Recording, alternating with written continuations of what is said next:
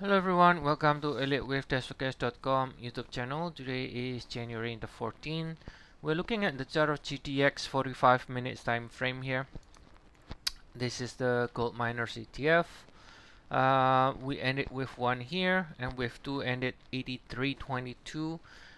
Currently within with three on the upside, and within with three it subdivides into another 5 waves. Now, for now, the structure basically, by the look of it, remains incomplete, and therefore we should continue to find support here in the pullback in 3 swing or in 7 swing. Okay, and let's see where the next potential target is. If I zoom out, focusing on this 1 and 2 in red, this is the 1 and 2. Now, if this is the position of the 1 and 2, let's take a look here. Look at this RSI from this last significant low. We got this trend line, right? We got this trend line broken here. So this means this is the same cycle, and this is a new cycle. So that will be where the connector is from that low, right? From that low. In price, the breakdown is not that significant, but I think in the momentum, it looks to me that this one is the right, what we call a connector.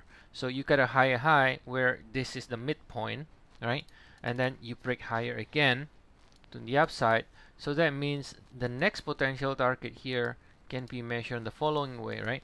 We can measure it the following way. This one to here. We can go to 107.6, right? 107.6, which is the 100% extension level in GDX, right? So still quite some time to go. So again, going back here, we're now looking to do that with 3 to the upside here, with usually minimum usually can reach 100%, and subdivision wise we could continue to go higher and pull back from that, but that peak will continue to find support in the sequence of 3711. All right, so that's the update for today. As always, if you do want to get more regular updates, feel free to check our service. We have 14 days trial.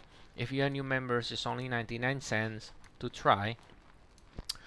And you can use the link in the description. All right, so see you all again next time, and have a nice day to you all.